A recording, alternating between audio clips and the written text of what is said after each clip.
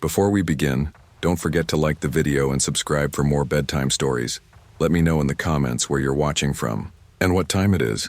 And if there's a story you'd like to hear next, I'd love to know that too.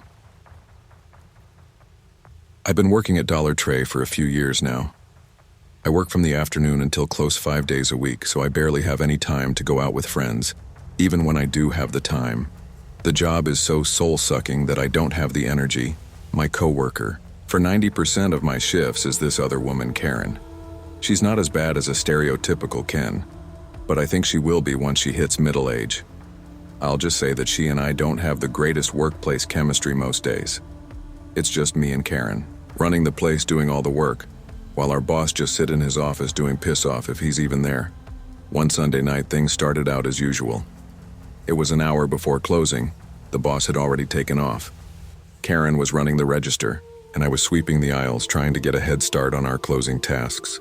The store was nearly empty, just fluorescent lights and dingy white tiles, and the same shelves I have to stock every single day.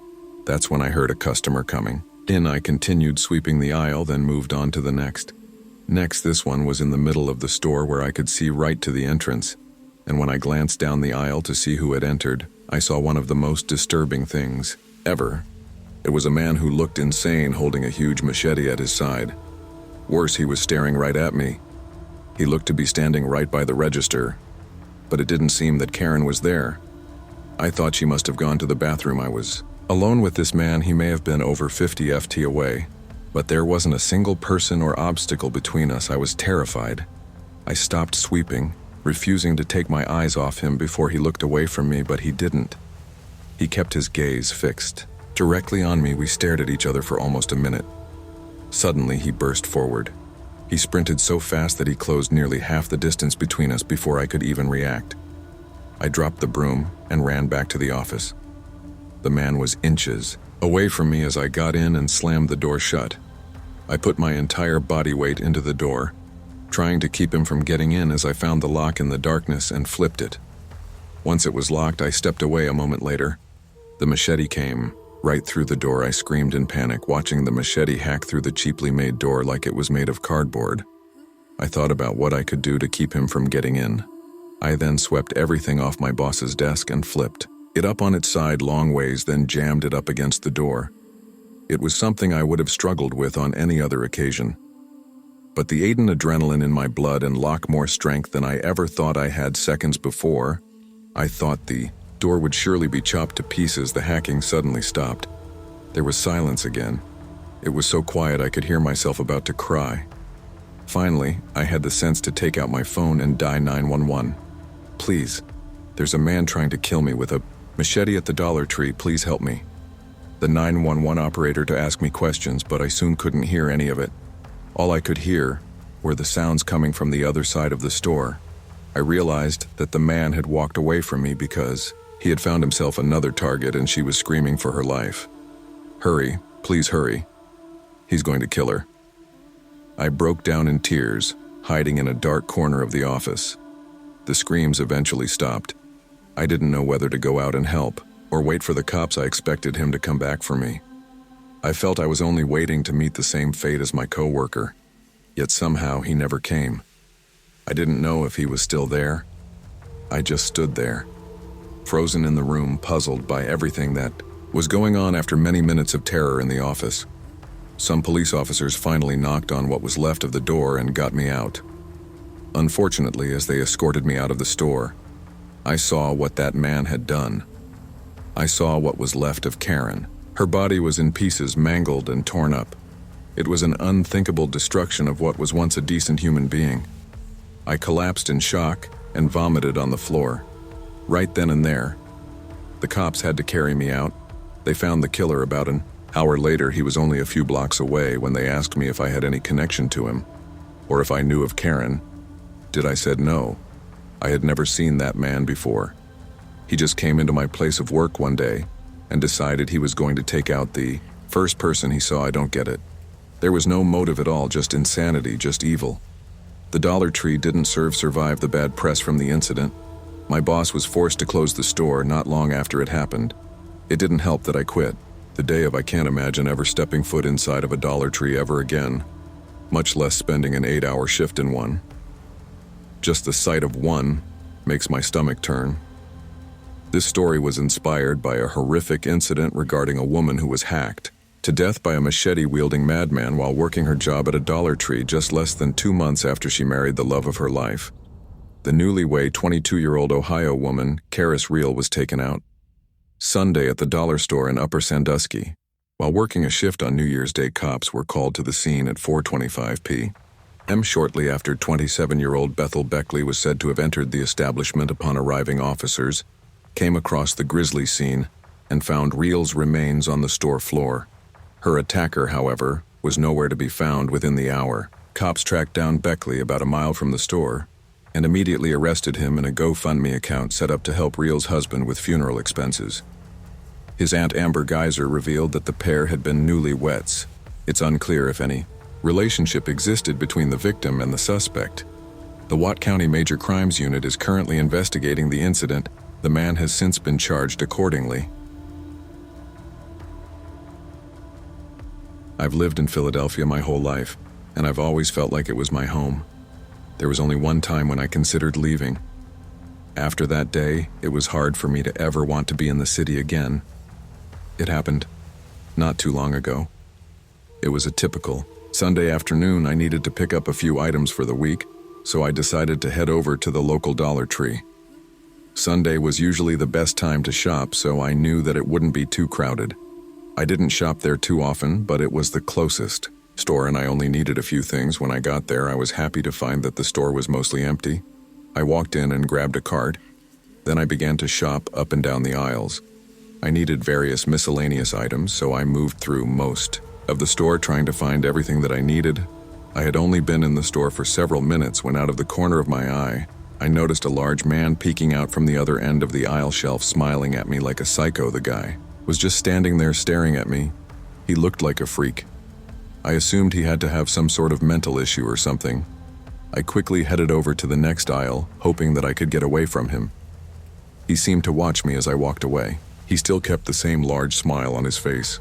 I started looking around while I kept my eye on the other side of the aisle for the weirdo. That's when I saw the large man appear from behind the shelf once again. This time he was smiling even more. Psychotically, it really creeped me out. What's worse is that he was obviously looking right at me.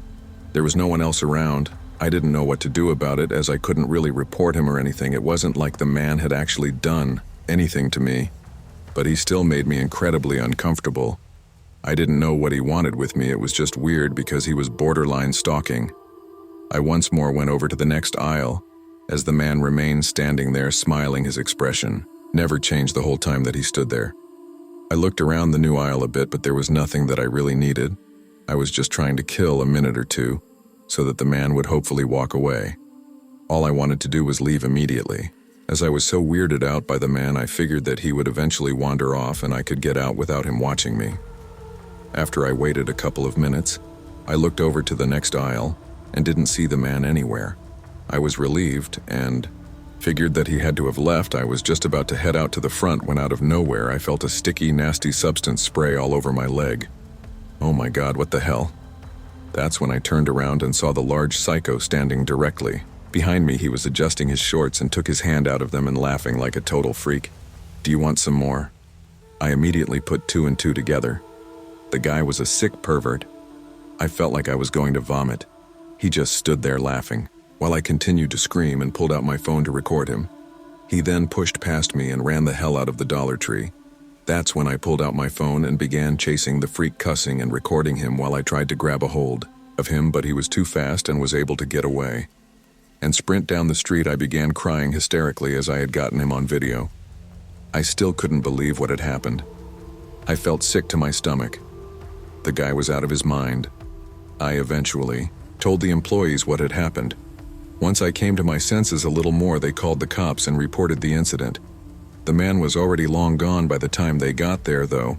I gave the cops the video, and they said that they would do their best to find him, but they didn't seem hopeful. I cleaned the stuff off my leg as soon as I could. I almost threw up several times while I did so. It was the most disgusting and horrible thing that had ever happened to me. I ended up going home soon after. I headed to the washroom and cleaned myself from head to toe. I scrubbed as hard as I could on my leg, just trying to make the feeling of the disgusting substance go away. I still felt hysterical and scarred. I later posted the video online. It went viral and circulated all over the place. Somehow it caught the attention of the famous rapper Meek Mill. He offered to give anyone money for finding the creep from the video. A few hours after Meek Mill offered the reward, it was revealed that the man had turned himself into the police. He was identified as a man named G. Miles. No one knew if he had done anything like it before, or if I was his first victim.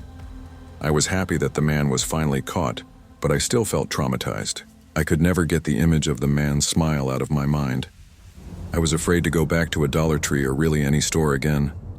I was too afraid that I would see that man again. Who knows what else he would do to me?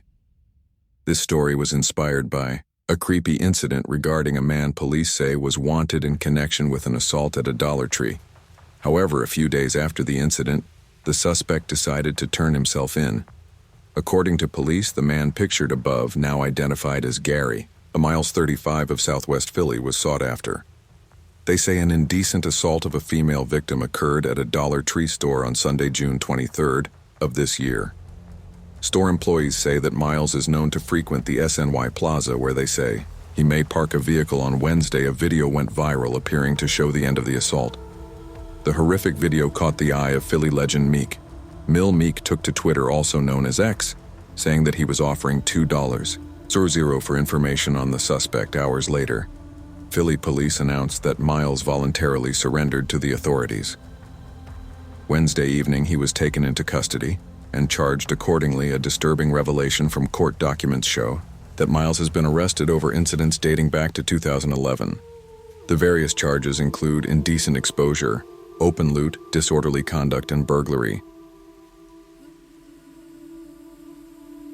I'm a manager at Dollar Tree. My daughter used to work with me when she was in high school, but when she moved out, she ended up working at a Dollar Tree location on the other side of town. Closer to where she lived, I missed working with her, but I didn't mind my employees. The only one I had issues with was this guy named Thomas. He was already working there when I moved up to manager, so I wasn't the one who hired him. I didn't get how someone could either. The guy was a psycho. He always acted strange around the other employees and had a terrible track record for showing up on time. In fact, he had a terrible track record for every single part of his job. He showed up late dozens of times, leading to the store not opening on time. On several occasions, he was extremely rude to me, the customers, the coworkers, and even had several write-ups for blowing up in people's faces. I once caught him stealing money from his register, finally causing me to fire him on the spot and send him home. All I remember was seeing the guy lose his gear and then him leaving. And since then, I haven't seen or heard from him. That was until I heard from my daughter. She told me that he started showing up at her Dollar Tree location to harass her. Things started off bad and only got worse at first. He just played a stupid game of buying something and then coming back the next day to try and return it. My daughter went along with it the first few times, but started refusing when she caught on to what he was doing. Being told no only made the psycho intensify the harassment. He always got in her line and would stare at her the entire time. He waited to get to the register, intentionally creeping her out while she was trying to do her job. When he got face to face with her, he repeatedly insisted that she should sleep with him when she refused. He got angry and threatened to kidnap her, forcing her to raise her voice and kick him out of the store. My daughter dealt with this on a near daily basis. Every single time she went to work, she called me every night to tell me what he did that particular day. It annoyed the hell out of me to see her going through this.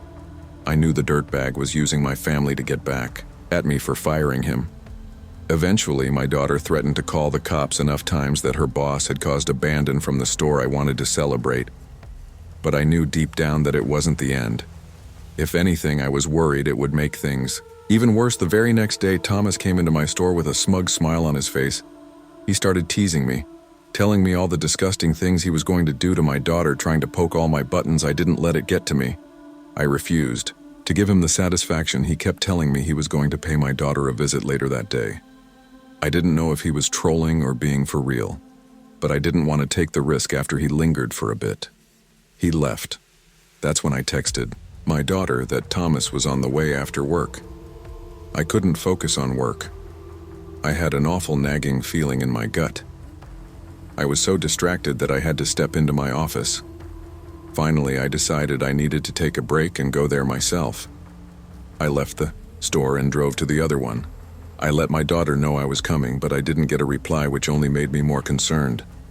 I made it to the parking lot a few minutes later. The moment I stepped out on my car, I heard loud sounds coming from inside the store. I froze in shock. I had expected a scene, but not this. By the time the sounds finally stopped, I already knew my world had been shattered.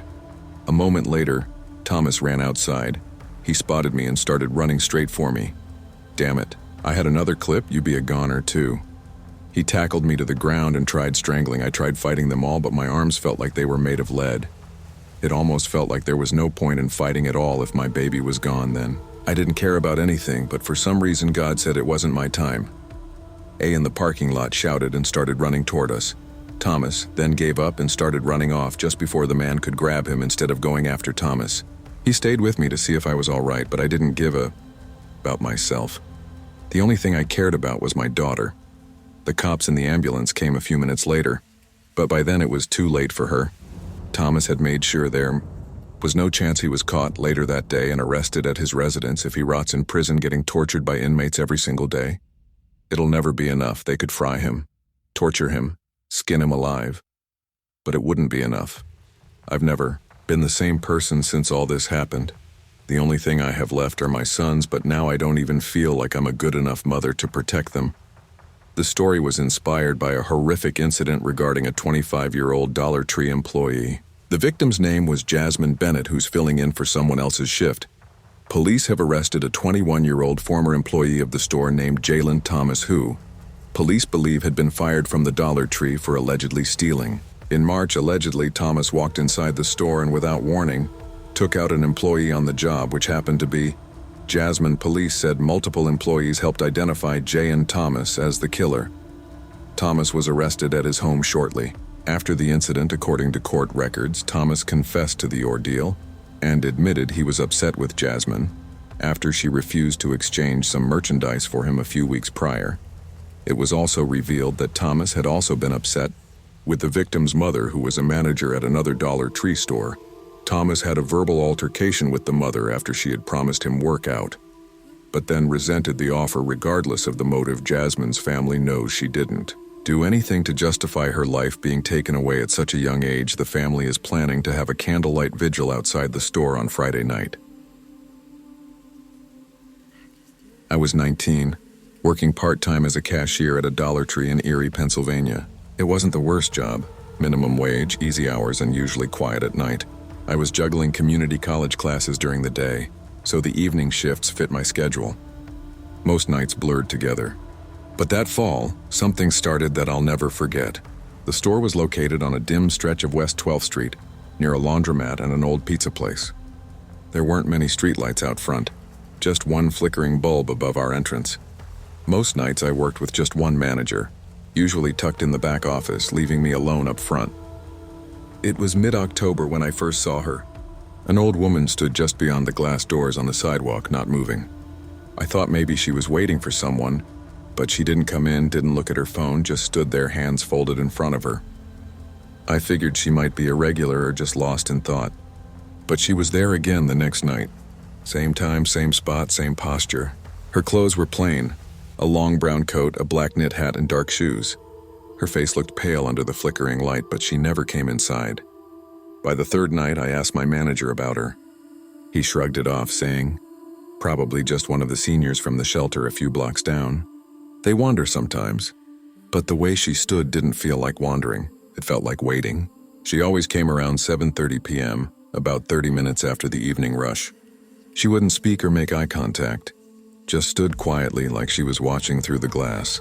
I tried waving once. She didn't react at all. It got to the point where I expected her. When 7:30 hit, I'd glance toward the front doors, and there she'd be, motionless like she'd never left from the night before.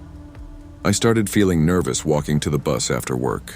The street out front was always empty, but I couldn't help looking over my shoulder. One night I decided to wait after clocking out just to see if she ever moved. I stood by the register pretending to organize candy racks, but really just watching her. After 20 minutes, she hadn't moved a muscle. That night I left out the back instead of the front. The next shift I worked was a Saturday and I arrived a bit early. It had been rainy all day and the sidewalks were slick with leaves and puddles. I half expected she wouldn't be there in this weather. But when I glanced at the door around 7:30, she was coat-soaked, hat drooping, still standing. There was something wrong with the way she stared, except she didn't. Her head was always tilted slightly down like she was looking at the base of the door, not inside. And she never blinked. I started to wonder if she even saw me standing there. I asked my coworker Jen if she'd noticed the woman outside every night. Jen frowned and said, "What woman?" I explained, and she gave me a weird look and told me no one had been standing out there when she left the night before. I didn't press the issue with Jen, but the next night I took a photo from behind the counter. I waited until she appeared again and discreetly snapped a picture. When I looked down at my phone, there was nothing there, just the empty sidewalk, like I'd taken a photo of air that seriously messed with me. I even cleaned the glass to make sure it wasn't a smudge or reflection. But when I glanced back up, she was still there, exactly where she always stood, like a statue, still is death. That night I dreamed of her. She was inside the store, walking down aisle 4, trailing her hand across the shelves. I couldn't move in the dream, just watched her as she stopped in front of the greeting cards and turned slowly toward me. I started calling off work more often, saying I had school projects. But when I did go in, she'd be there, rain or clear, holiday or weekday.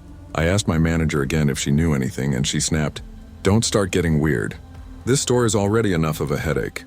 So I stopped asking, but I couldn't stop thinking. I Googled missing persons and local obituaries. There was one article, an old woman found outside a store on West 12th years ago. The photo was black and white, low quality, but she looked eerily familiar. Same coat, same face. I tried convincing myself it was just my brain making connections where there weren't any. But deep down I knew better. Something about the way she appeared, how she never moved, never acknowledged anything. It didn't feel human. It felt like something pretending. I told myself I'd quit. It was just a part-time job, not worth the stress. But I needed the paycheck and I couldn't afford to let go of the schedule.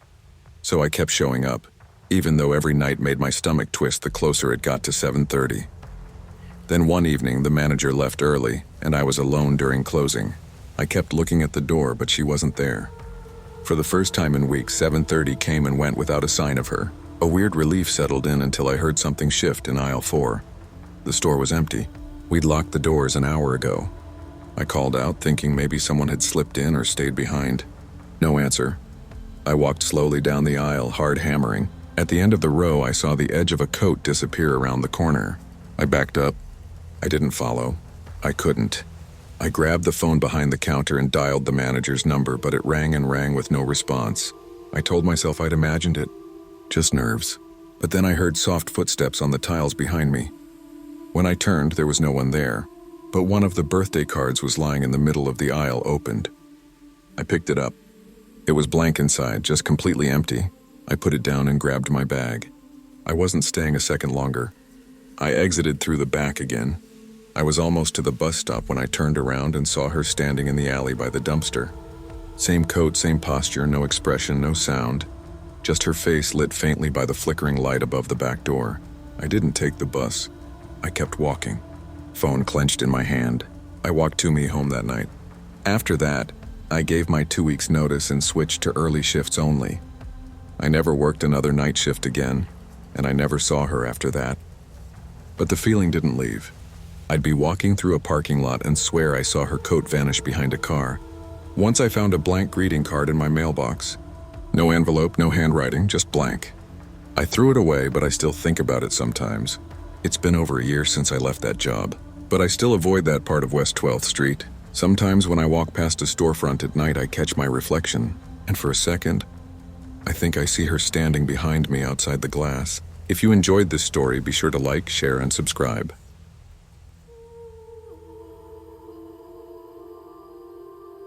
I was 29 years old, working the late shift at a Dollar Tree in Chicago.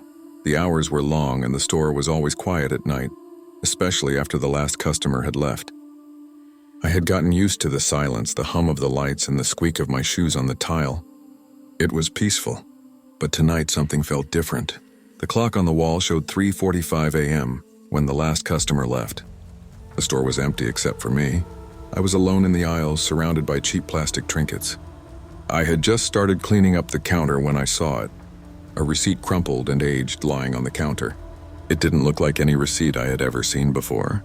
It was yellowed with age, as though it had been left here for years. I picked it up, feeling an odd chill.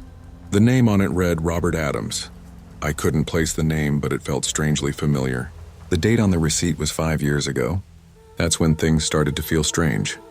I had worked here since the store opened, and I was sure I had never served anyone by that name. The time on the receipt was 4 a.m., the exact same time as now. I set the receipt down, trying to brush it off. It was probably just an old mistake, something that got forgotten over time, but the more I stared at it, the more it seemed out of place.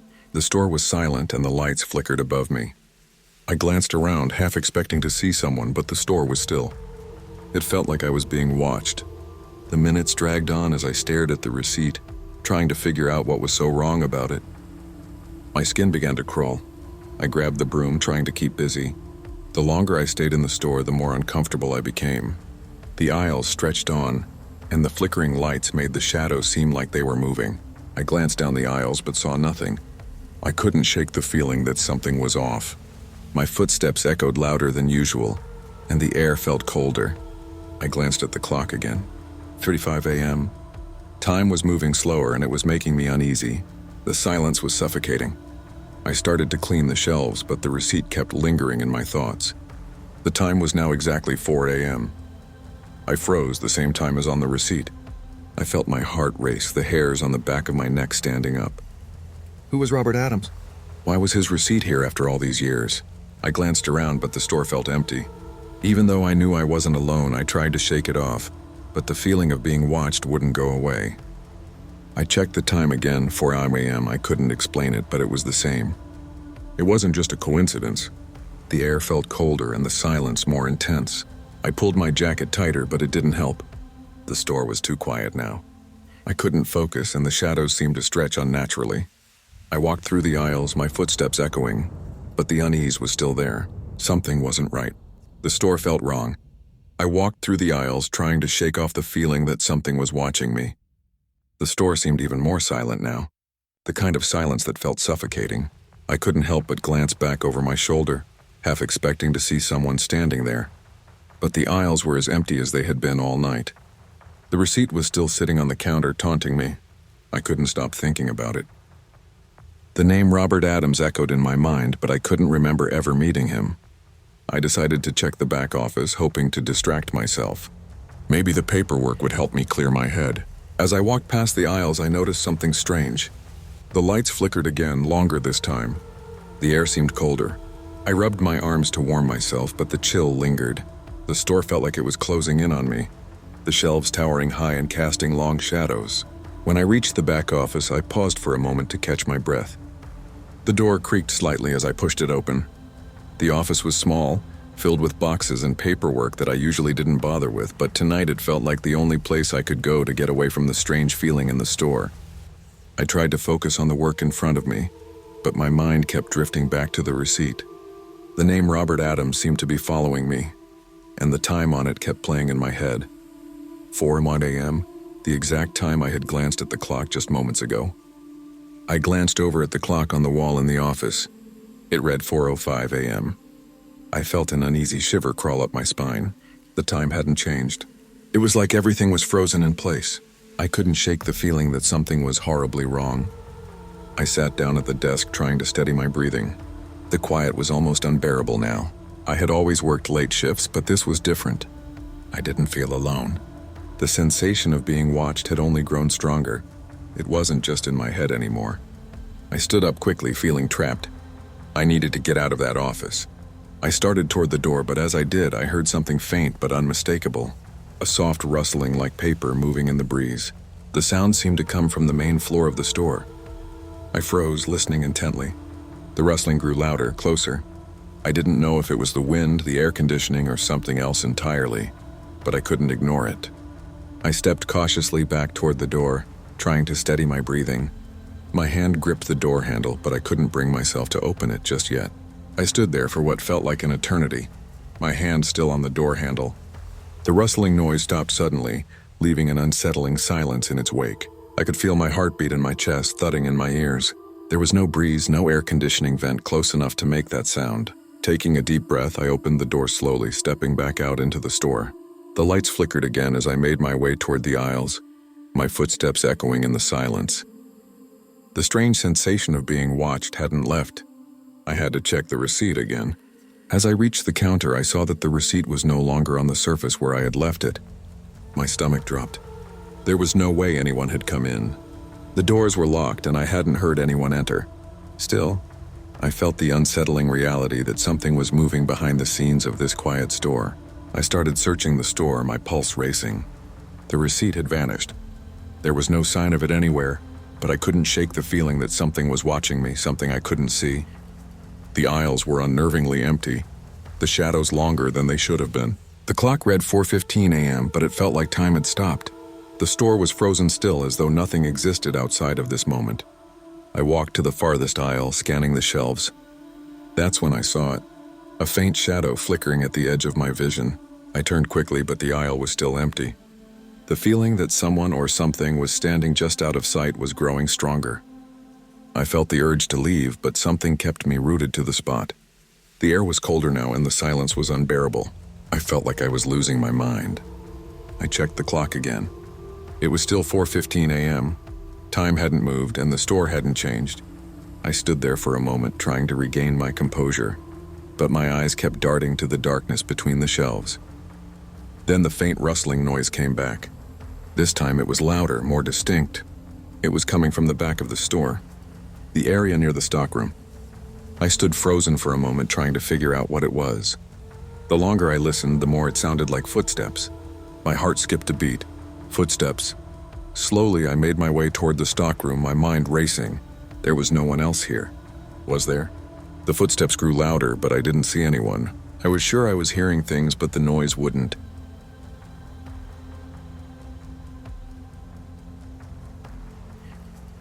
I was 23 and working part-time at a Dollar Tree in Denton, Texas. It was October, and the store was already packed with fake cobwebs, plastic pumpkins, and cheap candy displays. I mostly handled evening shifts after my morning classes. The job wasn't glamorous, but it paid just enough to keep me afloat. That year, Halloween fell on a Tuesday, so things were expected to be busy the weekend before. On Friday night, just before closing, we got a late delivery shipment. It was odd. We weren't scheduled for anything, and the driver didn't have much info. The boxes were plain brown, no Dollar Tree markings, just a red seasonal sticker on each one. My manager, Joyce, signed for it reluctantly, mostly to avoid rescheduling and dealing with corporate later. She muttered something about miscommunication and told me to unload it in the back room. The boxes weren't heavy, but something about them felt off. They had a faint smell, like old fabric stored too long in an attic. I started cutting them open just to peek inside. The first few were full of Halloween costumes, but they weren't anything we sold. They looked way too elaborate. Realistic masks, stitched cloaks, vintage styles that didn't match our inventory. One had a full clown suit with a porcelain white mask and a cracked smile. I brought one of the costumes out to Joyce, asking if she'd seen these before. She frowned, turned the mask over, and shook her head. "This isn't from corporate," she said, placing it aside like it gave her a chill. "Just box them. We'll call in Monday." The unease in her voice made me second-guess everything. We shelved a few anyway, just to fill empty space in aisle 7. I was assigned to face the Halloween aisle before clocking out, and those weird costumes ended up in my section. They stood out. Black tags, no branding, no price. The last half hour before close was unusually quiet. Customers had trickled out, and only 2 were left wandering. One of them, a kid, pointed at the costumes and whispered something to his dad. The man looked uncomfortable and steered him away without saying a word. When I returned to the aisle a minute later, one of the costumes was gone. Not bought, just missing. I looked around, checked the floor, even asked the other cashier if anyone left with it. No one had. We didn't even hear the door chime. The costume just vanished, I told Joyce, and she gave me a tired look. "Maybe someone walked out with it," she said, half distracted as she counted the till. But we both knew the sensors at the door would have gone off and the camera showed nothing. No one walked that aisle in the last 10 minutes. I didn't sleep well that night. My apartment was quiet, but my brain wouldn't let go of that costume disappearing. I kept picturing the cracked clown mask and wondering how something like that could just vanish. Saturday's shift started slow. Around noon, Joyce asked me to grab more of the unmarked costumes from the back room. Might as well sell them, she said. They're getting attention. When I got to the back, one of the boxes was already open, but not like we left it. It was torn like someone clawed into it. Inside, the costumes were jumbled, some hanging out, others missing. I did a rough count. 3 were gone. The back exit was locked and alarmed. No sign of forced entry. I boxed up the rest quickly and left. When I passed Joyce, she asked quietly, "Did you see someone come back here earlier?" I shook my head. She didn't press further. That night I closed with another employee, Derek. Around 9:15, while stocking shelves, he called me over. "Did you put this here?" he asked, pointing toward the break room door. Someone had propped one of the clown costumes against the wall. The mask looked identical to the one from last night. Same small crack beneath the eye. Same stiff fabric. I hadn't touched it since then, and neither had Derek. It shouldn't have been there. I tossed it into a box and locked it in the storage closet. We didn't talk much after that. I think he felt it too. That thing had moved on its own. Sunday morning, Joyce called me. Derek hadn't shown up. She said he left a voicemail around 2 a.m., saying he heard footsteps in the store after closing. When I arrived, the lights felt dimmer, the air heavier. The storage closet I'd locked was open. The box was gone. Joyce said she hadn't touched it. I asked if she replayed Derek's voicemail. She nodded. "He said he heard laughter," she whispered. "Like a kid, or someone pretending to be one." That night I stayed late to see for myself. Around 1:30 a.m. I saw movement near aisle 6. The clown costume was standing upright. It twitched, stiff, unnatural, like the fabric itself had come to life. When I looked again, it was gone. But one of the hanging costumes near the register was swaying gently, as if brushed by someone walking past. I bolted. I never went back. A few days later, Joyce texted that corporate was cleaning house. Too many things missing. I asked about the costumes. She never replied. Every Halloween, I still avoid that Dollar Tree in Denton. I don't know where those costumes came from, but I'm sure of one thing. They weren't meant for sale. I was 26 when I started working part-time at a Dollar Tree in Charleston, South Carolina. My dad had passed away that summer, and I needed a distraction more than a paycheck. The store was quiet most evenings, especially after 7 p.m. It was the kind of silence that pressed down on you. My shift ran from 5 to 10, usually with just one other employee, Terry, the night manager. He stayed up front, glued to the small security monitors behind the register. My job was simple: restock shelves, straighten items, and sweep every aisle before closing. But aisle 4 always put a weight in my chest. The lights there flickered even after maintenance fixed them. Customers avoided it even though it held seasonal decorations. One night in October, I was organizing costume props in aisle 4. Foam axes, plastic masks, the usual junk. That's when I noticed a faint perfume in the air, powdery and old-fashioned, like something your grandmother might wear. It was so out of place that I actually looked around. No one was there. Still, the perfume was real, lingering like it belonged to someone right next to me. When I came back 20 minutes later, the smell was still there, and one of the masks had been turned around to face the shelf. I hadn't touched it. Nothing else was disturbed. I fixed it, but the hairs on my neck stayed raised. Later, while sweeping, I saw something shift behind the end cap. A shadow, or maybe just my eyes. When I looked directly, the aisle was empty, but that same perfume drifted by again. I finally asked Terry if he'd noticed anything weird about aisle 4. He hesitated before saying, "People say that aisle gives them chills. Some refuse to even walk through it." The next day, I checked it before my shift. The aisle was quiet, shelves untouched, but one decorative tombstone from the Halloween display was gone. We hadn't sold any. Terry just said, "They show up eventually." That night, while checking the bottom shelf, the perfume hit me again, stronger. It almost made me dizzy. Soon I started noticing the scent outside the store too, especially after dark. One night walking home, I thought I saw someone standing at the end of the sidewalk, just out of the streetlight's reach. When I blinked, they were gone.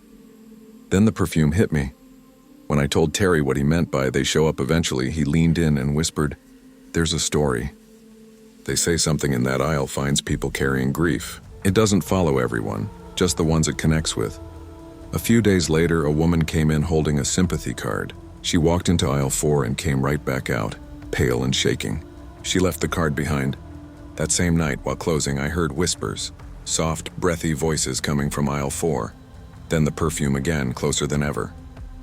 The next evening, aisle 4 was blocked off with caution tape. A customer had collapsed. The EMTs didn't explain the scratch marks on the shelves or the lingering scent that filled the store. That night, walking home, the perfume followed me again, as if it was leading instead of chasing. I didn't sleep. Every light in my apartment stayed on. The next morning, the smell was faint on my jacket. I threw it out and quit that same day. Terry didn't seem surprised. Some people shouldn't go near that aisle, he said, especially the ones who've lost someone recently. It's been weeks. I moved apartments, got a new job, but sometimes in random stores I catch that same perfume. I know it's still with me. Whatever's in aisle 4 doesn't stay at the store. It chooses people who carry grief like a second skin, and once it finds you, it doesn't let go.